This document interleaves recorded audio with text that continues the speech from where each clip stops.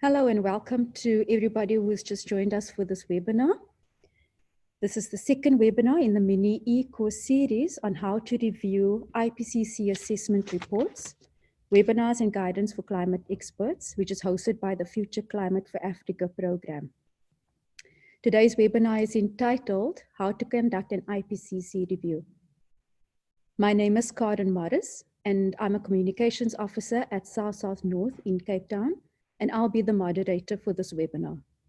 Our presenters today are Dr. Leo Meyer and Professor Arthur Peterson. Our presenters today will conduct a series of presentations of about 25 minutes each, and I will be keeping them to time very strictly. We will only be exchanging questions and answers after all the presentations have been made. Attendees are asked to submit their questions via the Q&A button at the bottom of their screens. Please note the particular panelist to whom you'd like to address the question. And as the moderator, I will screen the questions and relay them verbally to the panelists. Our colleague, Maria Jose Pacha of the CDKN program, will be translating any questions that we have in Spanish into English for presenters to respond to. We'll aim to answer as many questions as we can in the allotted time, and any questions that we can't answer live, we will address in writing following the event. The Q&A will be followed by a 2-minute poll in which we encourage everyone to participate. This webinar is being recorded and will be shared on the FCFA website. PDF copies of the English, Spanish, and French presentations will be available on the website following the webinar. Registrants will be notified as soon as these are made available online. Please consider sharing these with anyone you may know and would like to view it but couldn't attend today. I now hand over to Dr. Leo Meyer, who will continue with the next part of the presentations.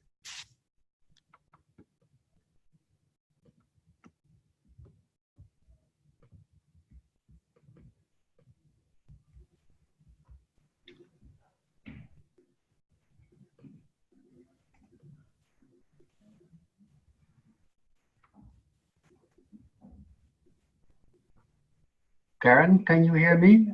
I can hear you, Leo. I think you have to stop share screen for me to load mine. Okay, that's right. There we go.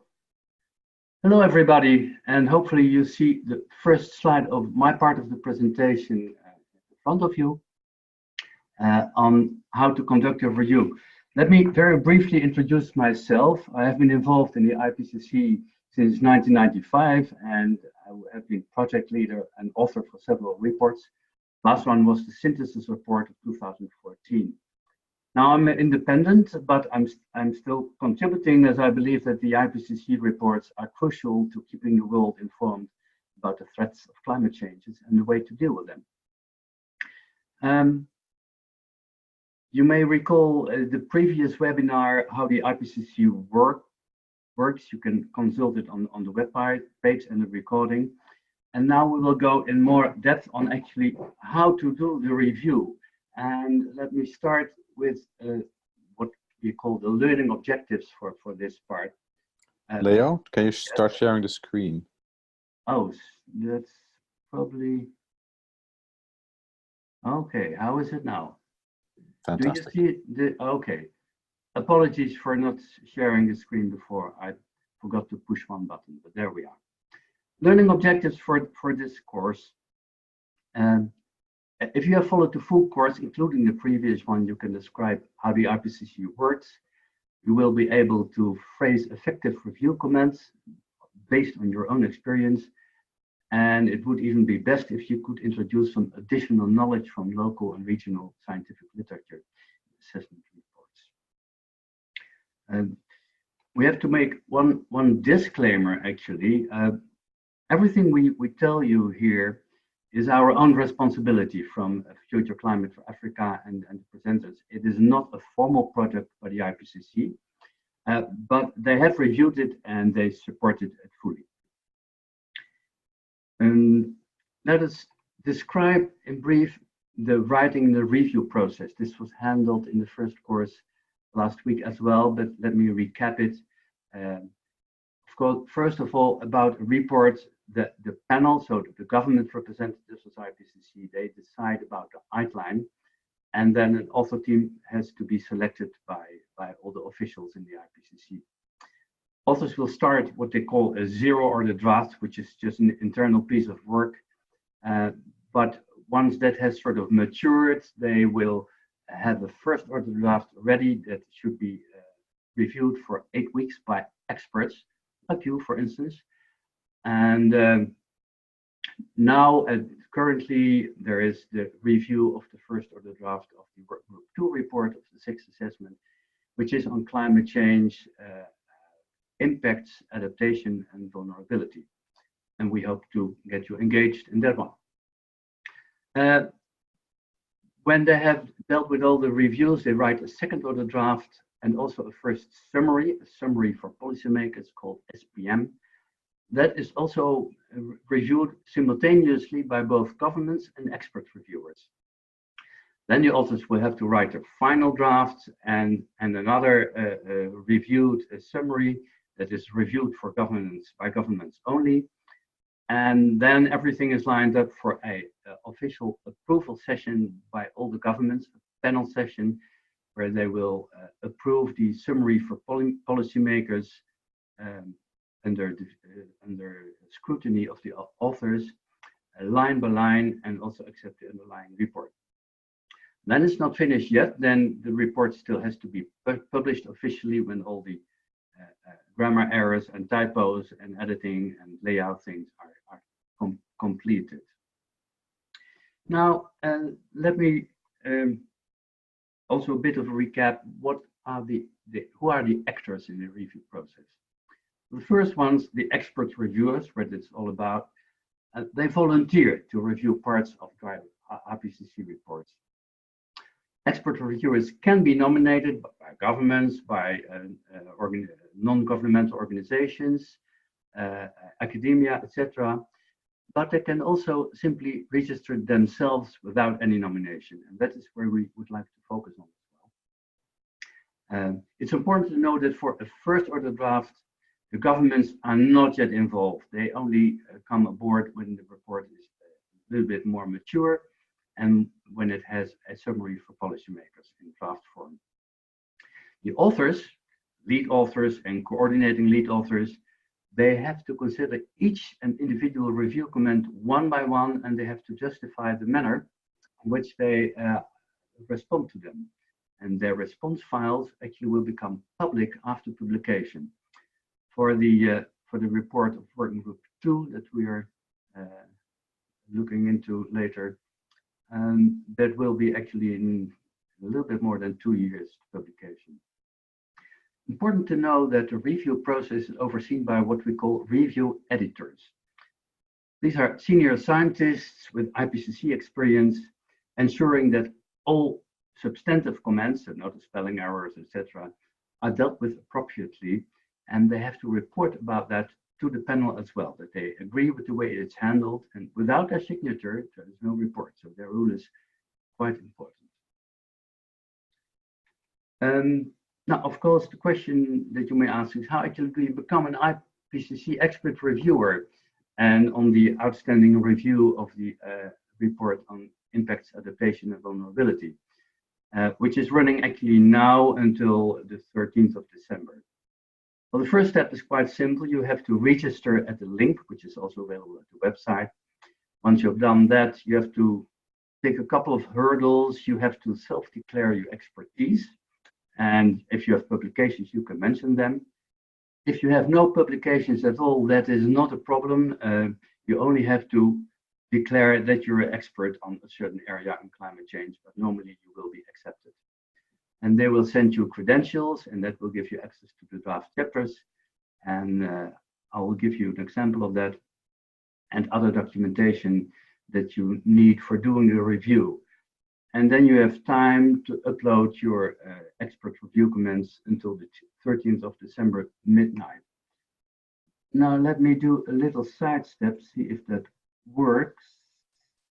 Yeah, this is when you have registered and you have access to the chapters, then this is the screen that you will see from the IPCC.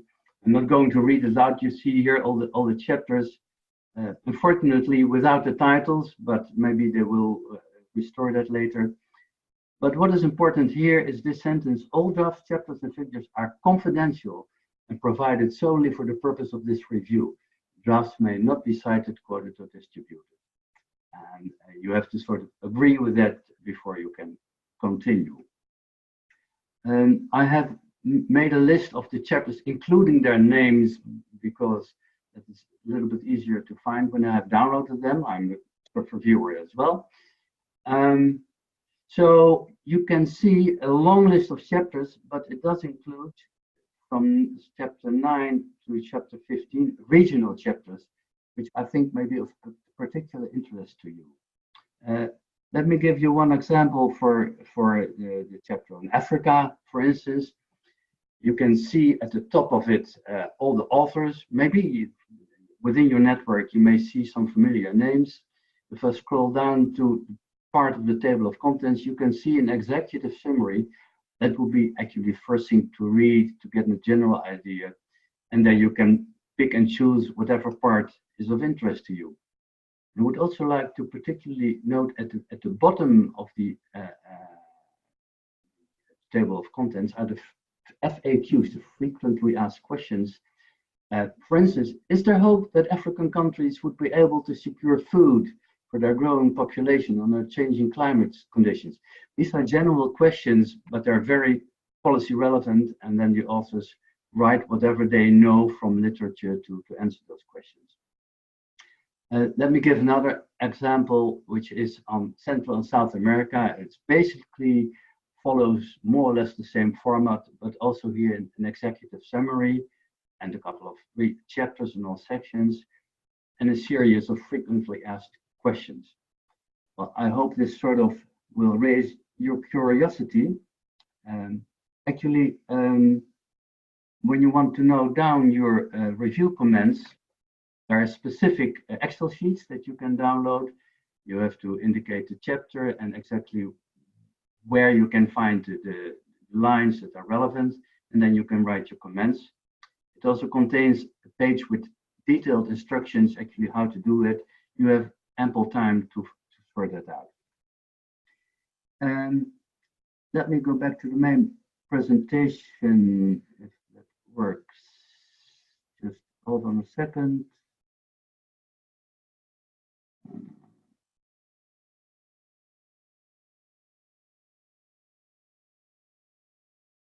There we go. The IPCC itself has provided also guidance for reviewers. It's a bit formal. I want to go through it quickly, and we will add some more detail to that later. The purpose of an expert review is that we have a comprehensive, objective, and balanced report of high quality. And the experts are requested to give information on their relevant scientific and technical expertise. It's not a public review, and experts are to sign this confidentiality agreement that I showed to you. Important for you to know that if you're reviewing, don't pay attention to spelling mistakes or layout things or small editorial things. The technical support units, the secretariats of the working groups will take care of that. Just focus on substantive issues. And you have to provide your comments in English using this Excel sheet that I showed to you. What can you do? It could be not just on a line, but also on the general structure. If you miss certain subjects that are not properly dealt with, it is about, do they have all the literature aboard that is necessary? And you can provide specific text suggestions that you think would be better and provide supporting evidence from literature. When you do that, give full citations of the papers.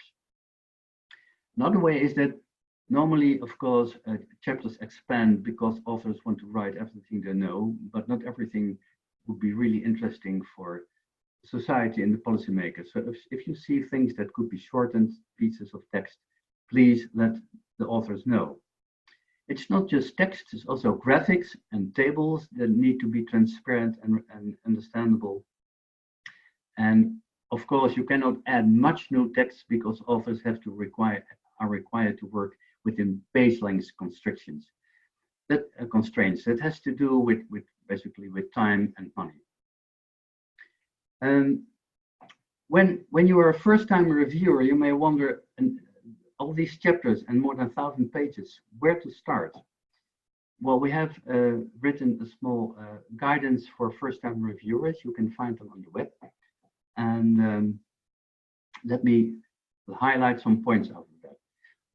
How could you approach this Working Group 2 report? Well, first, study the chapter titles of the report. I showed you the list that's particularly interested. It could be a regional chapter or a certain sector, agriculture or water.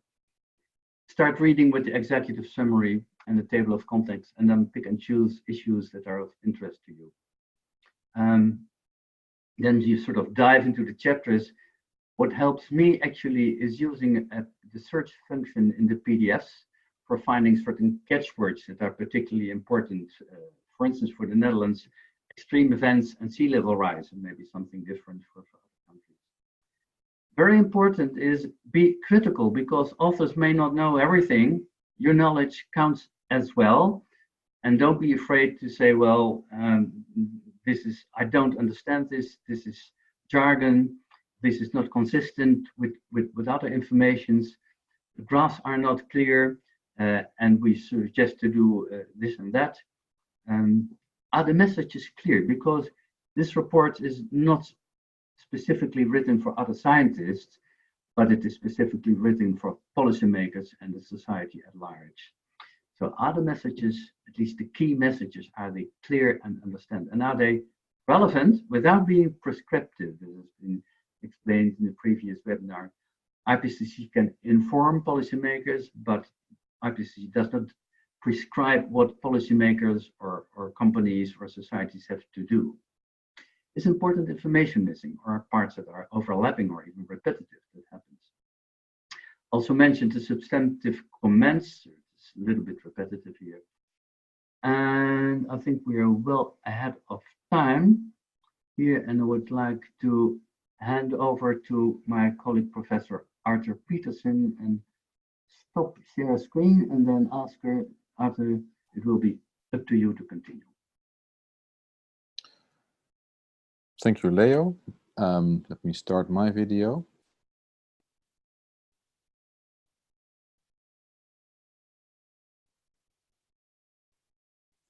There we go.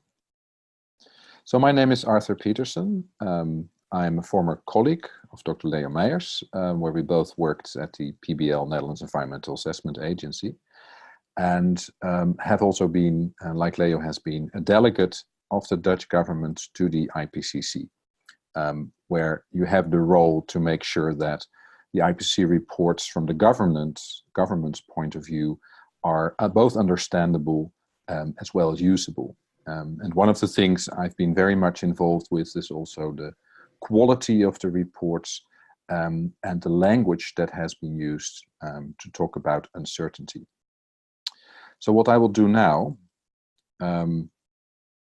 is talk about the language in the IPCC reports, focusing first on the point picking up from what Leo Meijers just said about language that may actually be prescriptive if you're not careful in how you write it down. And we'll give some examples of that. So this is one thing to look at. And then I will focus more on the uncertainties and how they are communicated in IPCC reports. So this whole phrase that the IPCC cannot be policy relevant, it must be policy relevant, but should not be policy prescriptive. There are some examples of how you can do it correctly and when it's a problem. And typically, if you read the report and you see words like must or should or have to, you really have to look at whether they are formulated in a way that does not prescribe an action. So to give an example, the top one is okay. So to limit the warming with a particular probability, the carbon budget must not exceed a particular size. That's okay, because it is formulated in a conditional sense. If you want to limit the warming to a particular extent with a particular probability, there's a limit that you must take into account. But the next example, which is not formulated with a conditionality, is problematic from that perspective, because if you would say the carbon budget must not exceed a particular amount of gigatons carbon, that is taken as policy prescriptive. Now, of course, scientists all have views, and actually governments together may decide that we must not exceed that. But the important thing of the Intergovernmental Panel on Climate Change is that it is a scientific body. It has to assess, to summarize and assess everything we've learned in the scientific research, which means we must be very careful in that scientific body not to make policy prescriptive statements. So that's something to take into account. Now, you will often see in the IPCC specific words that are in italics, and that's words like likely. And we'll get to those words, what they mean and how they are used. But it's important, if you're able to review the use of that word as well, or those words, those uncertainty words, in terms of whether they are clear, and if you're even able to go in depth and look into a chapter and see what is this statement based on. So in order to be able to do that, I will explain a little bit more about the language. But first, uncertainty as such. There's a lot of uncertainty in all these IPCC reports. So in the middle, in a sense, there's a whole chain here of uncertainty from what happens with the future of the global population and the amount of energy that's used and the way energy is produced, and then the greenhouse gases that get emitted into the atmosphere. That's all, in a sense, related to Working Group 3. If you also think about how we can mitigate these emissions, how we can move towards renewables, for instance. And here in the middle of the graph, we have the question of what's the consequence of all these emissions of greenhouse gases in terms of the concentrations of CO2 and other greenhouse gases, and then the effects both in the global average sense on the temperature, but we're also really interested in what's happening regionally, and ultimately in what are the impacts of these changes for specific ecosystems or natural systems. And that's Working Group 2 territory, where we look at the impacts. Adaptation is looking at what are ways we can prepare our societies to adapt to these changes in order for many of these impacts to prevent them from occurring. What I show here is one way to talk about uncertainty in the IPCC is to use a vocabulary that uses the word confidence. So you can have very high confidence in a particular statement, or you can have very low confidence in a particular statement. And it's helpful for readers to understand what are people more certain of and what are the scientists less certain of. To understand what a statement that has high or very high confidence, what that means, the IPCC is looking at this from two different lenses. So one is on evidence, and that's then related to how much evidence is there available to underpin a particular statement. So that's from measurements or from models or other types of studies. Is it limited to the highest kind of level of the amount of evidence? Is it robust? The other axis is about agreement between different scientists. So here you have to think about a peer group of scientists. Is there a low agreement in that group, or is there a high agreement? There are some extreme cases. It can be that there is very limited evidence. We don't have much evidence yet, but there is actually a very high agreement among the experts that something is happening or is the case.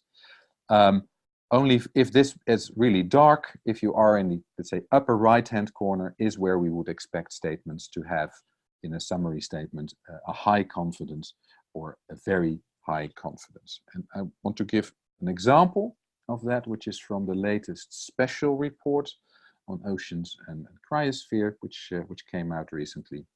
And here's it's 2 sentences, and each of them has a confidence statement in it. So the first sentence reads, global mean sea level is rising. Well, we're completely certain about that, so there's not even a confidence statement there. With an acceleration in recent decades, so we see global mean sea level going up in an accelerated sense. And why is that? And that's where this first confidence statement comes in. It's due to the increasing rates of ice loss from Greenland and the Antarctic ice sheets. And then there is, in parentheses, very high confidence.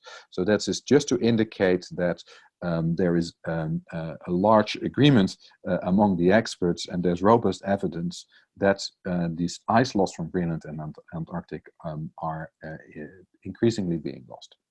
Then the second example, and there's another element in that first sentence, as well as continued glacier mass loss and ocean thermal expansion. You don't put these confidence statements everywhere. You don't have to. The second has a somewhat lower level of confidence, but still high. So that's as a consequence, for instance, of this sea level rise, increases, if you combine it with increases in tropical cyclone winds and rainfall, and there's increases in extreme waves, when you combine that with that sea level rise, or to say relative sea level rise, because also land may be subsiding, then you get an increase. It exacerbates the extreme sea level events and coastal hazards that have been identified in the report. And there's a high confidence attached to that statement. So those are 2 examples of the use of the word confidence that you also may encounter, and you may reflect on it. Is it clear in a particular context, or do I understand why they can say it is very high? For instance, they may discuss that there is completely no agreement in the scientific literature. Then it's very difficult to get a very high confidence statement. Another way to talk about uncertainty in the IPCC is by using likelihoods. And that's a way to express let's say, how certain really are we about a statement in terms of a probability. So the highest level of likelihood that's used in the IPCC, and that's, well, there are statements for which it has been used, is that something is virtually certain. And in the IPCC context, that means more than 99% certain. More often used are the terms very likely and likely, with very likely meaning more than 90% certainty that, according to the experts in the IPCC, a particular statement is true. They say it's very likely. Or they say, and that's the next category, something is likely, it means a 2/3 chance, 66% chance that a particular statement is true. In the meantime, so this was used in many of the IPCC reports. In the meantime, there's also a 95% probability statement, which I show in the next one, which is the present estimate in the latest IPCC report of the likelihood that humans have been causing most of the warming that we see.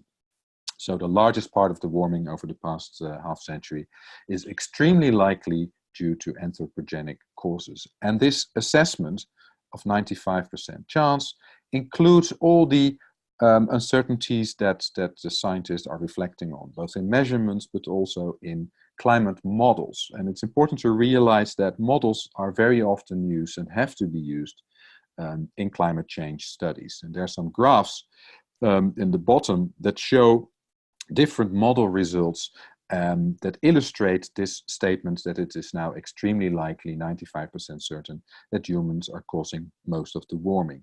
Let's focus on the middle graph, where you see a black line with the temperature going up in the beginning of the 20th century and the temperature going up at the end of the 20th century. If you now use a model or set of models where you simulate the temperature based on different assumptions, you can assume in one of the models that there are no human influences on the climate, and then you get the blue band where you see there's a little bit increase. You can explain part of the increase in the beginning of the 20th century, and that's effects from changes in solar radiation and changes in volcanoes, all natural causes. But at the end of the 20th century, it is not possible to simulate the significant increase that we see in the temperatures. And the only way to explain that then is through the greenhouse gases that are included in the model. So that's good for you to realize that uncertainties can also be expressed in a probabilistic sense. And there will be many statements that you could critically review in terms of why do you say this is extremely likely, because you would like to be able to understand why the authors come up with that. Then let's move to the issue of the clarity of messages. So one is the clarity of talking about the uncertainties. The other is the clarity of how we illustrate the messages graphically, how graphics is used by the IPCC. And one way to assess how well they do it is through what we call the MADE principle. So you have to focus on the message, whether that's really clear, whether a particular graph is clear. I will show two examples, one of a graph that's not very clear and one of a graph that I think is very clear. Audience, focus on who is this graph for? Is this an appropriate visual for that particular audience? Then there is the principle of design. Have good design principles being used in creating this graph. Graphic designers have rules for what's clear, what's not clear, and have they been applied. And finally, what's very important is to actually test these graphs on the intended audience to find out whether these principles have been adhered to. So here is an example of a graph in the previous IPCC round. This was in the third working group contribution to the fifth assessment report. And what we see here is a graph that already needs so much text to explain what's in the graph. And there are so many elements in this graph or this set of graphs that it is accurate and it does contain the information that the authors want to convey, but it is actually a bit too much, I think, for many people to understand what's happening. So what is shown here, just to start talking about it, and then you may start to understand the graph, but the problem is often you just see the graph and you don't have someone talking to it. What's shown here is all sorts of future pathways of what's happening with future greenhouse gas emissions, and they show separately on the left-hand side emissions until 2030, and they're grouped in two different sets of these emissions. So a set where that's all below 50, and this is set with all above 55 in a particular year, just to separate these two types of paths. And then they say, if in the future we want to go down to below 2 degrees, how much reduction of CO2 emissions do we need per year, depending on where we were in 2030? So do we have, and this is in the past have only gone up, right? So in the future, the emissions have to go down by 3% per year, or 6% per year, or 9% per year, which shows that if you don't go down soon enough, you have to go down so quickly that it has never actually been realized before. So that's one of the reasons for inclusion of this graph. And here it also shows you separately how quickly does the share of zero and low carbon energy have to go up in order to be able to meet, for instance, the 2-degree target. And you see that especially if you don't start reducing relatively soon, you will need a 240% increase by 2050 compared to 2030. So it's a huge exercise that's still needed. So this is already a whole narrative to start explaining to you what's in this graph, which, as I say, is very informative and has a lot of information in it, but it's hard in terms of a communicative device to really understand. This graph is, I think, much easier to get, and it has partly the same message, that there is a total carbon budget which we shouldn't go over if you want to stay below 2 degrees with a particular probability of 2,900 gigatons. This is the amount that we have already used, but it was already used until 2011, so we're a bit further now, of course.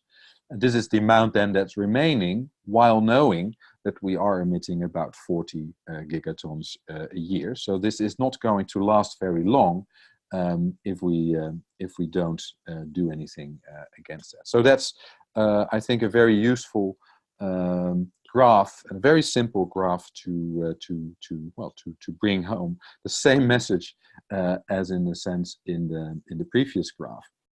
So this is to make clear that we really have to start reducing, and this is another way to make clear that we really have to start reducing these emissions if we want to stay below 2 degrees. So next, two topics I would like to talk about is first about the use of different literature sources, and then I would like to say a little bit about how comments can be more or less effective, and then I'll hand over back to Leo Meyer. So the different literature sources that can be used, of course, the literature sources in the IPCC are often peer-reviewed articles, but you must be aware that it's not only peer-reviewed articles that are used in the IPCC or that should be used, because often a lot of information is available in what's called grey literature. So those may be reports from governments, industry or other organizations, and I'll get to say something about the role of those in a minute. So first of all, it's important for influential statements in the IPCC report to check how they are underpinned. So then you go to the chapter and you read and you look at what is the literature that's used, what are the articles that are used to underpin this statement. If you don't have access through your university or if you're not affiliated to a university to a particular journal article, it's always possible to send a request to the United Nations Environment Programme to get access to particular literature in the relevant chapter. So there is a provision in order to create full transparency to evaluate the IPCC report, even if you don't have the access to the journals yourself. But it may well be that you have access to information that's not yet used in the report, and that's not necessarily a peer-reviewed article. And then it's possible to suggest that source of that reference to be used, and also, of course, it's important then to indicate, well, what is in that reference, so that they can take into account and maybe adjust statements or add more details. You can do that, and you can even do that if the language is not English. There needs to be a short summary in English, and there will be a judgment of including new references by the relevant chapter team. But typically, authors are really grateful if relevant information on an important statement or set of statements is offered to them by highlighting what this grey literature and giving a summary of it. What you cannot use, and that's important to realize as well, but it's because of quality assurance and the type of publication, is blogs, social networks, personal communications. So this is all for both transparency and quality reasons. That's not expected. So the last slide I will talk to, and then I'll hand it back to Dr. Leo Meyer. It's very important that if you formulate comments, that you do that in a very accessible way, which means you have to be not long-winded, you have to be very short, you have to be very precise, and you have to concretely say what you want to see changed and why. It's not just about adding text, because there is limitations in the amount of pages that they have in a chapter, so you should also provide some priorities in terms of what can be deleted if you want additions of text. That's typically considered really helpful. You have to give, and if you have shortenings or combinations, suggest how you want your authors to do that, so that they can then check the proposal, and if they agree with it, they can just implement it. And finally, you may refer to particular articles that are not yet used, or you have new information. Give as full as possible then the reference, so that people know where to find it, or give them more information about grey literature if that's not readily available, but it may be available through the web. So that's for my part, and then I'll hand over back to Dr. Leo Meyer.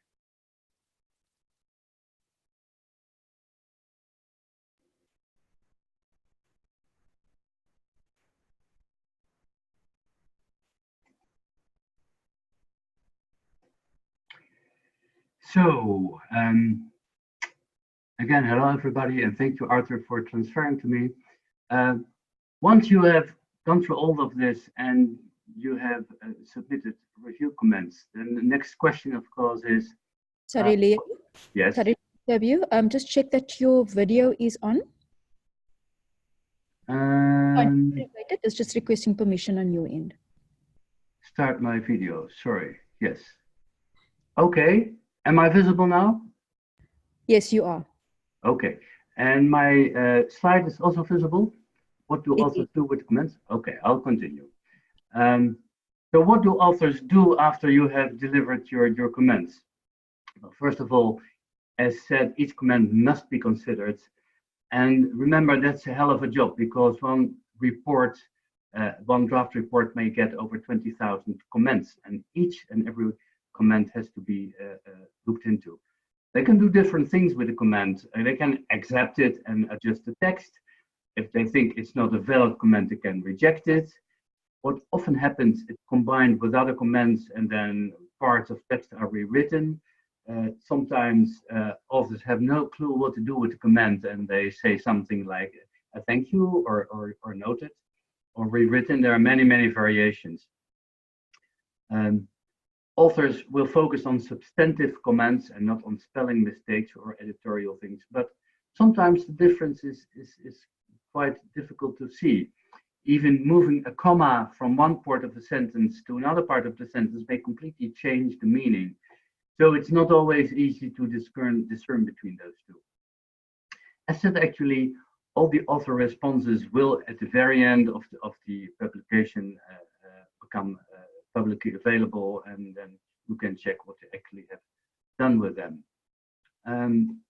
Then let me give you briefly a few examples of comments in the stylized forms, which has been, which may clarify a little bit more how authors look at comments. For instance, somebody, the report itself is not important, but someone found a sentence and said, the very likely here seems to contradict the use of the verbal may in the text line. Suggests to reconsider which uncertainty modifier to use. Arthur actually has explained how these uncertainty qualifiers are there. And here's a reviewer that has signaled a contradiction internally in a sentence, and text has been modified to do that. So contradictions in the text. Then somebody discovered a sentence, what does spatial variation in SS1 mean, and why is it related to ANSO Modoki? Unclear. As explained before, this is a report for policymakers, and you can expect some proficiency in science, but this is, of course, jargon that nobody understands, and the authors rightly said that they reworded the sentence to make it clearer. Then the third one, somebody noted that ocean acidification in the Caribbean corals were not addressed in the report, and while there's a lot of research in this area, this is a nice example of finding a shortcoming in an assessment and adding a specific literature addressing that which the authors have done. So contradictions, jargon, new literature are all quite valid additions. Let me now come to what we want to do next. We have poured a lot of information over you in these first two webinars, but there is a next phase for those who are interested. Once you're working on your review comments after registration, and you may think, how do I phrase it properly? How do I take all these lessons into account? Can I get some help with that? And then we offer you the option to help you personally. The three presenters, Jean-Pascal van Iepercelle from the previous one, Arthur and me. And we can help you with the phrasing of the comments and answer questions that you may have. Important to know, we cannot do the review for you. It's your expertise that counts. We can only help to make your comments more effective. And important to know, if you join into this, all correspondence with us will be kept completely confidential, not shared with others. After this presentation, Future Climate for Africa will send you an email with a link to the registration for this one-to-one feedback part. And you can register for that until the 8th of November. There is one point that the number of participants, we have to limit that because of the amount of time that 3 presenters have. So we may have to set priority.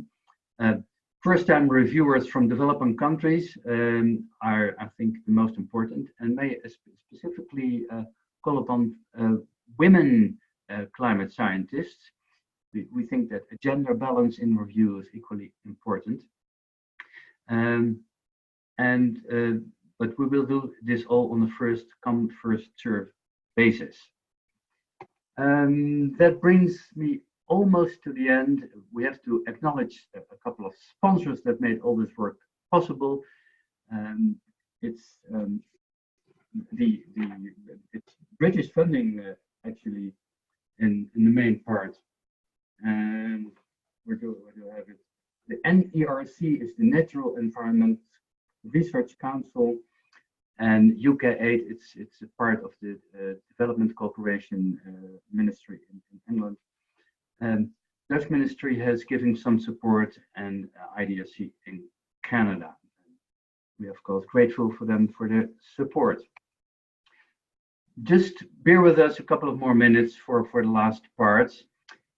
Shortly we will start the question and answer session moderated by Karen. If questions pop up in you after all this presentation, please feel free to send an email to us and use this email address. We will take them up in the weeks to come. The website that we have made for you contains a lot of information, not only recordings and the presentations, but also a couple of useful links with other guidance material, including this note for first-time reviewers. So hopefully we have encouraged you to register as an expert reviewer of this Working Group 2 report. Link is also available on the website. Having said that, I would like to hand over to Karen for the Q&A session. Karen, you have the floor. Thanks so much, Leo. All right, so we're going to move over to the Q&As. We encourage all participants to please submit your questions via the Q&A box that's at the bottom of your screen. There are a couple of questions there now, so I'm going to relay them verbally to the presenters. And as you said, those questions that we cannot cover during this time, we will address them verbally, address them after the webinar online. So the first question is for Leo, and it says, what is the minimum number of chapters in a report an expert reviewer can review? Okay, good question. You don't need to review a full chapter. You don't even need to review a full section. Each comment, even if it's on just one single paragraph or one single graph or one table, is valid. So even submitting just one comment is useful. There is minimum number of comments is 1, and you don't need to go through a complete chapter because you're allowed to send in as many comments as you want, depending on the amount of time and expertise that you have. So minimum number of chapters is 1, and the minimum number in that chapter would be, well, 1 comment. But of course, it would be more useful if you take a close look at some more text. But that is completely up to you. Okay, great. Thank you, Leo. Okay, so I'll move on to the next question. And it says, can you use literature published by think tanks? That's a one for Arthur, I would say. Okay. So Arthur, I'll just switch your video on. There you go. Yeah, there we go. So the answer is yes, you can, because there are think tanks that put out high quality literature, high quality reports. The whole thing is about the author team that has to judge whether the quality of a particular report is good enough to be warranted and included in the references. But there are many think tanks that meet the kind of minimal standards. So the short answer is yes. The longer answer, in a sense, is sometimes for a particular claim, if there is also peer-reviewed literature, it's better to make reference to peer-reviewed literature than to make reference to only, let's say, a think tank report. But sometimes the information is not available in the peer-reviewed literature, so it's perfectly fine to do that. Okay, thank you for that. Okay, so the next question is, how is judgment made to include additional literature, in brackets, either grey or peer-reviewed articles, suggested by reviewers in a report? Arthur? So let me see if I get it. So the judgment is made always by the authors on whether they make changes if they receive a comment. So if you make a suggestion to include another piece of literature, they will have to make the judgment of whether they include it or not, and they will also be transparent about that. So it takes a while, but if you submit your comment now and then the report is out, and then sometime after that, you can actually look at what they said in response to your specific comment. So you can actually trace why they did not, in case they didn't include a particular additional reference. May I add to that? If, for instance, someone has a newspaper article or a blog or something from the internet, then often that will not be accepted by authors, because it has to have a certain amount of quality and some form of review. So newspapers, magazines, internet blogs, etc., are normally not used as a source for the literature source. Okay, all right, thank you for those. So there is just a follow-up to the first question, and it says, what is the max number of chapters one is allowed to review? You can review all chapters if you have all the time in the world, but there is no maximum to amount of comments. Of course, you have to have a little bit of pity with the authors who have to deal with 20 to 40,000 comments, but there is formally no maximum, and the Excel sheet gives you ample room for phrase as many comments as you want. You can also do this with a group, actually, and then you need one central person to upload it. No maximum number is there.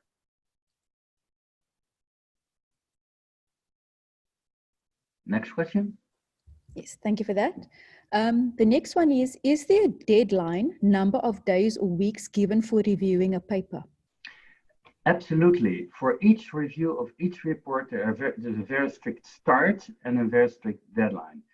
The review of the Working Group 2 report, which is running now, and to which you are invited to join as an expert reviewer, that has started the 18th of October, so last week, and it will end by the 13th of December, midnight, Central European Time. Please note that after that, so the 14th of December, you're just late. You cannot submit any comments anymore. So there is time, but since the authors have to go through all the review comments and prepare a next version, and they have a very strict timeline where approval sessions are already planned years ahead, there is no way on being lenient with deadlines. Deadline is the real deadline in IPCC. Okay, great. Thank you. Okay, there's another one. How do reviewers know the outcome of the review conducted? Is there a way to follow up on this? That's an excellent question. Maybe Arthur, you would like to add to that as well. The best way is actually after publication of the report, because the expert review comments and the responses to authors will be published. But that, for instance, for this report that we're looking now, that we showed, that's over 2 years. So that is, and you may be curious to know much earlier what they did with it.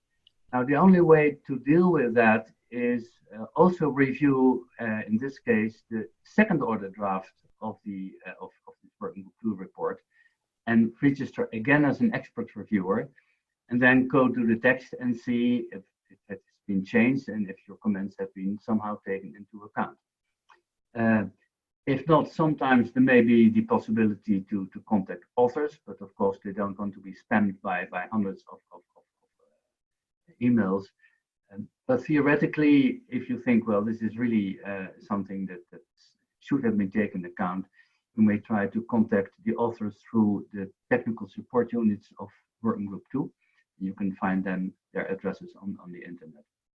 But unfortunately, it's not possible to know directly exactly what happened with the comments, and because those answers are only provided at the very, very end of the pipeline of production of a report. Okay, thank you. Arthur, do you have any comments to add to that? No, no. Okay, great, thank you. Okay, then I see this one in Spanish from Paula. Maria Zay, would you like to have a look at that one and translate it for us, please?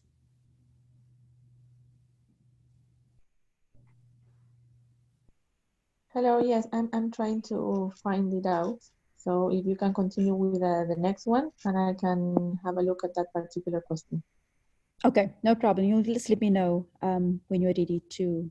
Here I have it. Great. Okay, all right. So Paola Villavicencio is asking whether the reviewers need to be climatologists or can also be scientists related with the social sciences.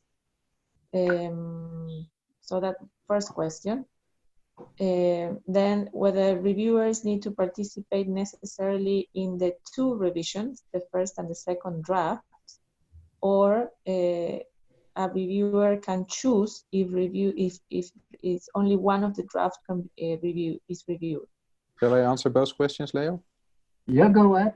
So the second question is very, very simple in terms of each review is treated separately. So you can participate in this review, or there will be a next round of review as well. You can do both. So it's up to when you do have time and you know there is a window to review. So that's to answer that question. And I think the first question is very important. And increasingly social scientists have been involved in the IPCC, and many of the Working Group 2 and Working Group 3 chapters have been written also by social scientists. So typically in Working Group 1, which is on the physical basis of climate change, of course there are many physical climate scientists engaged in both writing and reviewing that report. But even there, if you are not a physical scientist and as a social scientist, you can ask questions. And you can post comments in terms of if things are not clear. So it's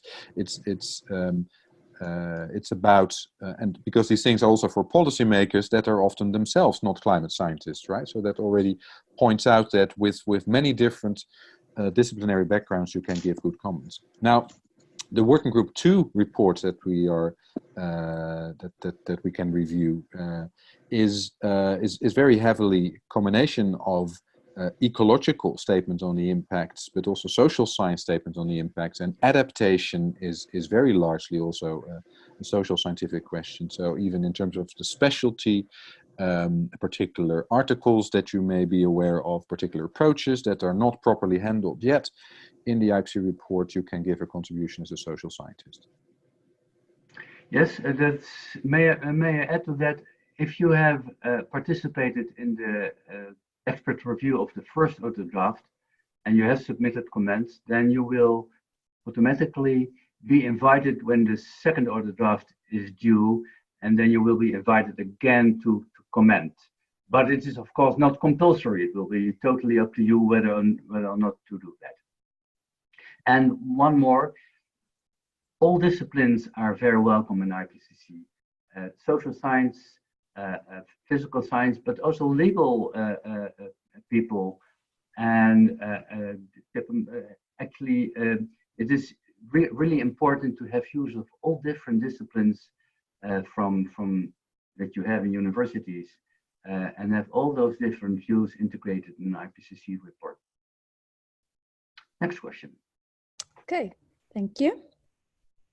The next one, and there's another one that's tied to this first one. So do review comments need to be supported by literature reference? And then the next question after that is, can I cite my own piece of published work as source to justify comments I make on the report? Shall I take that one? If you have literature references that support your comment, then that is very, very welcome. It is not always necessary. For instance, if sentence is contradicting itself or very unclear, then you don't need to add any literature reference. But if you feel that a certain subject is missing and you have an important conclusion from literature, yes, then you should give the literature reference, preferably including its URL, because that's so for internet it will save authors time to find it. Yeah, and it's no problem if it's your own work. So you can, without any problem, make a reference to some piece of your own work that adds something to or gives a different conclusion to what's in the draft. Of course, the authors will see that the ones who are proposing to have their work cited are the same, right? So they will really look for how much does it really add, but it's perfectly valid to bring it up. Okay, thank you. There's another one in Spanish, but I'll let Maria Jose get to that one. I'll just continue. Let me see. Oh, that's in French, actually. Oh. Oh, no. Which one are you referring to? The one that's submitted at 3:22. Yeah, that's from Iboraima Yabi. Comment vérifier la prise en compte de ces commentaires? That's the French one, right? Yeah. I would suggest that we keep the French questions for Jean-Pascal van Ypersele, who is Francophone, and that will be handled in written because he is not here to help and to answer in French. That would be my count. Unless after you. Oh. Oops. Unless Sorry, no, there are no more questions in Spanish from Okay. my side here. Okay. Let's just see. We go through the questions. Is it still time to join the ongoing review? If so, how quickly to proceed? Yes, there is time. The review will actually, you will have time at the very latest to the 6th of December, but I would certainly recommend to do this in the next couple of days or a week or so. Because you will need time to find out the pieces of text that are of interest to you and to phrase your comments. And even if you want to join the feedback part from our side, then it will even take some more time for going back and forth with us. Hopefully that answers the question. Arthur, anything to add? Arthur? No. Good. Okay. Let me go through the next one. Are there professionals whose role it is to review the document as a whole following the first order and second order draft? That is before taking the document to plenary. And which question is that?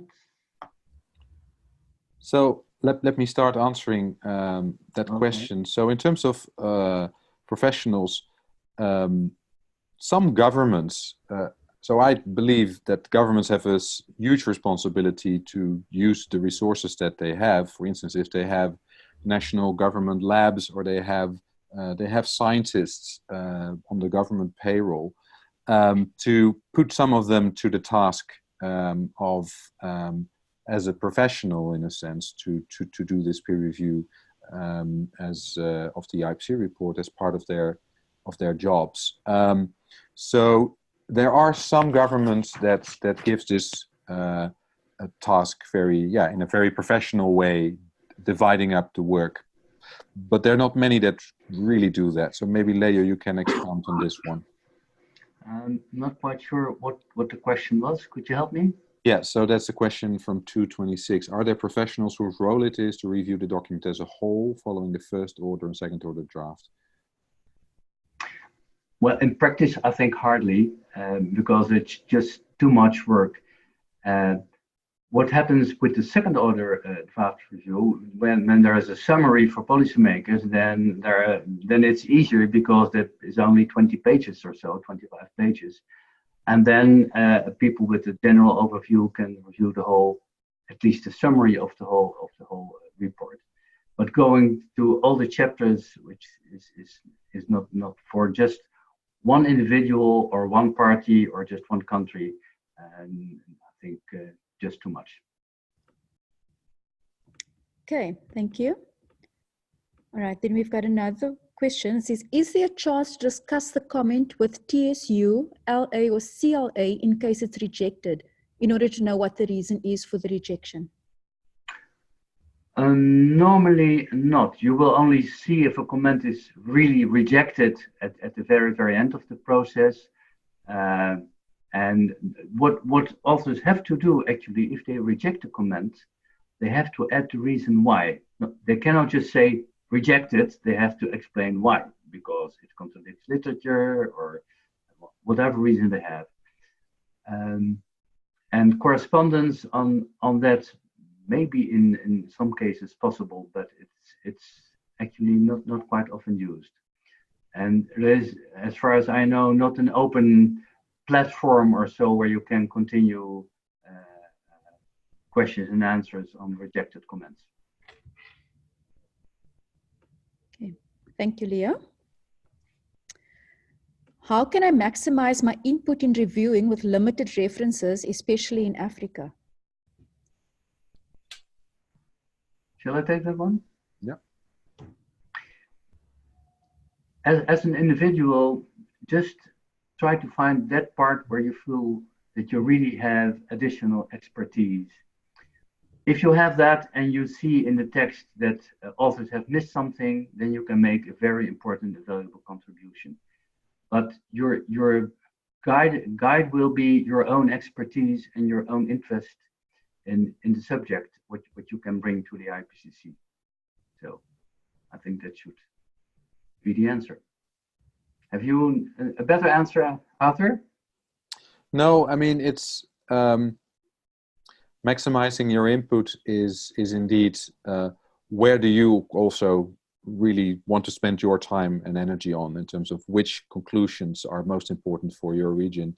And then you can focus on, are there clear messages there? So you can focus on the clarity, or are there things really lacking that should be, in terms also of information and data, that should be flagged in the text itself, because sometimes there is no information and there are many white spots on maps, but it's good to have text for that as well. Okay, thank you. Could we go to some Spanish questions as well that maybe Maria Jose has seen in the meantime? She's actually mentioned earlier that there aren't any more Spanish questions, and she's actually had to leave for another appointment. Okay, good. Okay.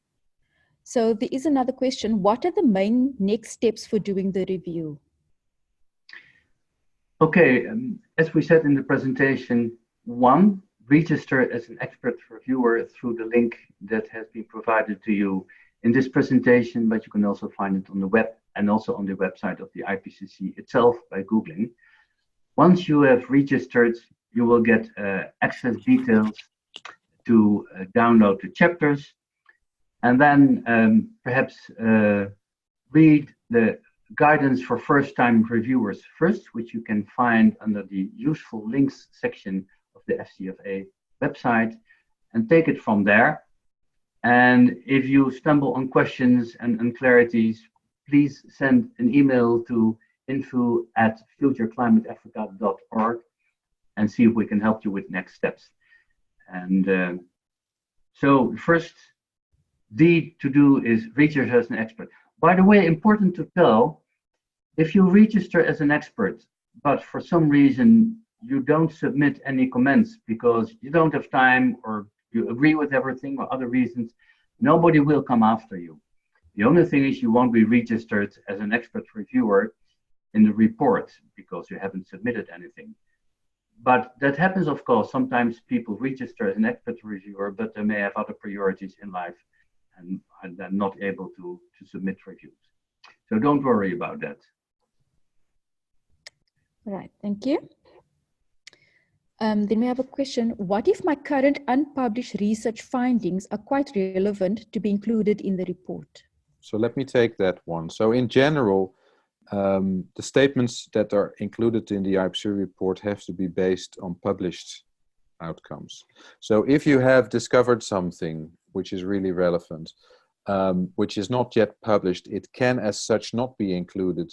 There can not be a reference to something that's not yet published. But on the other hand, you may be able to phrase your comment in a way that highlights particular uncertainties that are not sufficiently paid attention to, or you may actually find that there is another publication that more or less makes the same point as you want to make, and you can highlight it then in that way. So unfortunately, the review comments cannot be used to inject new research findings that have not yet been published somewhere in the IPCC report. But there are other ways to still make your point. Let me make one addition to that. The IPCC assessment reports, they have certain cutoff days for introducing new literature. And I don't have that date here at hand, but we can put it in the question and answer file that we will publish later. What normally happens is once an article is accepted by a journal, then you can refer to it even if it's not yet published, but just accepted. Because once the report is published, that may take months or even a year, and then everybody can find the article. Important thing, of course, is that when people read the IPCC reports and they see the references, they should be able to find those references in literature. That's the reason why they cannot use unpublished references. So it depends on how far you are with your publication, we will notify what the cutoff dates are for working group 2. I think you still have time. Yeah, Leo, thank you very much. That's a crucial addition.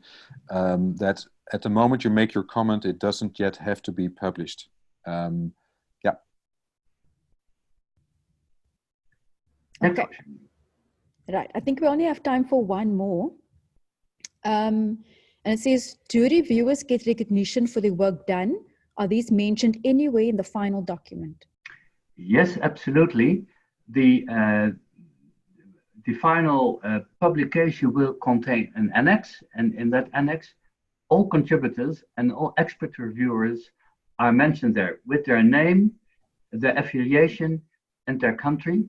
And that will give you, as a reviewer, extra visibility in your network. So the acknowledgement is there, but only at the very end of the, when it is really published. So for the working group 2 report, that would be somewhere by the end of 2021. All right, thank you.